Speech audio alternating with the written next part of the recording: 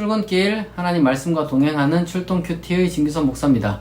오늘 함께 묵상할 말씀은 마태복음 18장 21절에서 35절입니다. 그때 베드로가 나와 이르되 주여 형제가 내게 죄를 범하면 몇 번이나 용서하여 주리이까? 7번까지 하오리이까? 예수께서 이르시되 내게 이르노니 7번뿐 아니라 7번을 70번까지라도 할지니라. 그러므로 천국은 그 종들과 결산하려 하던 어떤 임금과 같으니 결산할 때에 10,000달란트 빚진 자 하나를 데려오매 갚을 것이 없는지라 주인이 명하여 그 몸과 아내와 자식들과 모든 소유를 다 팔아 갚게 하라 하니 그 종이 엎드려 절하며 이르되 내게 참으소서 다 갚으리이다 하거늘 그 종의 주인이 불쌍히 여겨 놓아 보내며 그 빚을 탕감하여 주었더니 그 종이 나가서 자기에게 100데나리온 빚진 동료 한 사람을 만나 붙들어 목을 잡고 이르되 빚을 갚으라 하매 그 동료가 엎드려 간구하니 이르되 나에게 참아 주소서 갚으리이다 하되 허락하지 아니하고 이에 가서 그가 빚을 갚도록 옥에 가두거늘 그 동료들이 그것을 보고 몹시 딱하게 여겨 주인에게 가서 그 일을 다 알리니 이에 주인이 그를 불러다가 말하되 악한 종아 네가 빌기에 내가 네 빚을 전부 탕감하여 주었거늘 내가 너를 불쌍히 여김과 같이 너도 네 동료를 불쌍히 여김이 마땅하지 아니하냐 하고 주인이 노하여 그 빚을 다 갚도록 그를 옥졸들에게 넘기니라. 너희가 각각 마음으로부터 형제를 용서하지 아니하면 나의 하늘 아버지께서도 너에게 이와 같이 하시리라. 아멘. 오늘 말씀은 소위 말해서 용서와 이제 관련된 건데요. 너무 명확해서 많은 그런 생각을 할 게 어떻게 보면 없지 않나 싶은 내용입니다. 우리가 사람이 이제 살다 보면은 나한테 죄 짓는 사람을 만나죠. 그러니까 나도 죄를 짓고 나도 이제 잘못을 하지만 나한테 죄 짓는 사람을 만납니다. 그런데 죄송합니다. 그런데 그 사람을 어떻게 해야 될까? 용서하라 그래요. 근데 한 번이 아니라 그냥 무한대로 용서해 주라고 합니다.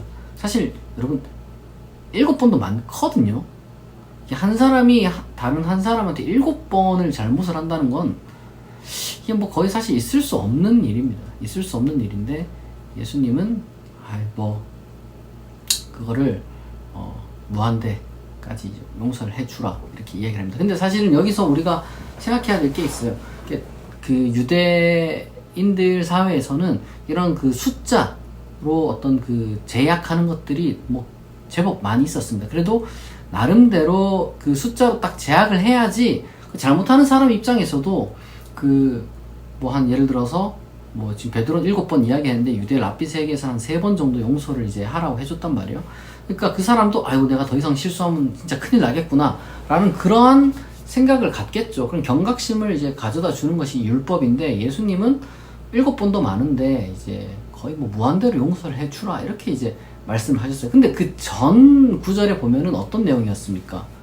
이제 우리가 그래서 이제 사실은 어제 했던 내용들 중에 2번, 3번 갔는데 교회 말도 안 들으면은 그냥 이방인과 세일이 같이 여겨라 이렇게 이제 했던 구절 좀 빼야 되겠죠. 그러니까 그거랑 비교해서 보면 요거는 분명히 이제 예수님께서 하신 말씀이 맞습니다. 그리고 예수님께서 이런 비유를 통해서 사람들에게 또 그 용서의 그 근원에 대해서 용서하는 마음의 근원에 대해서 이야기를 해줍니다. 왜냐하면 우리가 이게 비유가 어려운 게 아니죠. 하나님이 우리한테 참아주시는 것이 이만큼 많으니 너희도 다른 사람들한테 관대해라 이런 내용인 겁니다. 그런데 반대로 하나님이 이렇게까지 해주셨는데 너희가 하지 않으면은 하나님도 다 받아내겠다. 너희의 죄값을 정말 세세하게 다 묻겠다. 라고 지금 이렇게 또 경고를 하시는 거죠. 그런데 사실 우리가 여기서 기억해야 되는 것은 무언가 이 용서의 근원은 어디로부터 오는가를 사실 살펴봐야 되는 거예요. 무작정 뭔가 나한테 사실 7번 연속으로 죄 짓는 사람 어떻게 용서합니까? 그게 안 되죠. 안 되는데 두 가지를 생각하면은 우리가 무언가 좀 사람이 살아가면서 내가 여유가 생겨서 용서할 수 있는 정도의 그릇이 되는 거예요. 좀 그릇이라는 표현이 좀 어색할 수 있는데, 중요한 것은 누군가 다른 사람을 용서한다는 것은 그만큼 그 사람의 영혼이 정말 강하다는 얘기거든요. 이 상처투성이인 사람은 사실 용서를 할 수가 없습니다. 강하고 정말 그 좀 바다 같은 사람이나 용서를 할 수 있지. 근데 이게 나쁘다는 얘기가 아니에요. 용서를 못한다는 것이 나쁘다는 건 아닌데, 왜냐면 잘못을 저 사람이 했는데 내가 용서 못한다고 욕먹을 이유는 하나도 없죠. 그런데 누가 용서할 수 있을 정도로 강한 영혼의 소유자가 되는가? 예수님은 그 스스로 그런 영혼의 소유자가 될 수 없고 하나님을 묵상하면은 그게 가능하다라고 지금 가르쳐 주시는 거예요.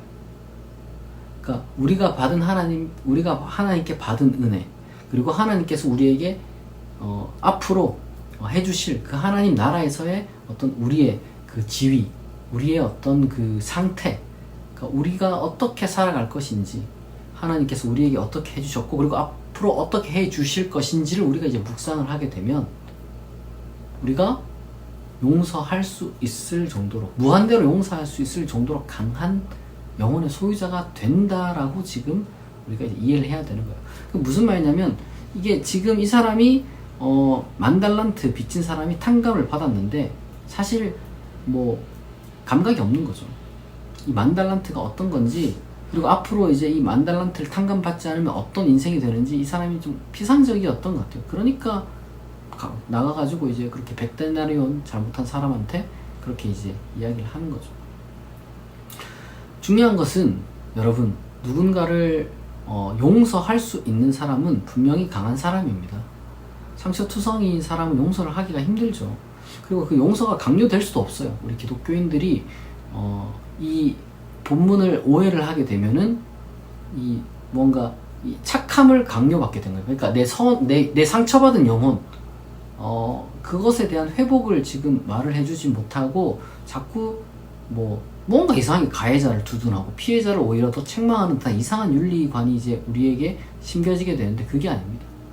그게 잘못은 아니에요. 우리가 누군가 70번씩 7번 잘못하는 그런 사람들, 우리한테 그런 사람들 이제 용서 못할 수 있죠. 왜냐면 그 사람이 잘못했는데요. 예수님이 지금 강조하고자 하는 것은 누가 용서할 수 있는 사람인가? 오히려 거기에 우리가 포커스를 맞춰야 됩니다. 우리가 이제 비교를 하는 거죠. 하나님이 너한테 해준 게 얼만데 너는 그걸 당하고도 고작 그거, 이렇게 이제 접근하는 건 잘못된 거죠. 여러분, 어쨌거나 내가 당한 게 제일 고통스러운 거잖아요. 그러면은 지금 우리가 이제 이 부분에서 이 100데나리온을 빚진 사람을 지금 이렇게 이제 비유를 드는 거는, 사실은 기본적으로 아마 이 마태복음 공동체라고 하는 그 사람들 중에 이제 부유층이 많았어요. 부유층. 좀 부자들이 이제 마태복음을 많이 이제 읽었거든요. 그러니까 마태복음이라는 그 복음서가 나올 때 이제 이 마태복음의 내용을 쓰기 전에 이제 그 모인 공동체가 있잖아요. 그 사람들 중에 이제 부자가 많았어요. 그러니까 이 부자들에게 지금 사실 좀 들으라고 일부러 돈의 비유를 좀 드는 것도 있습니다.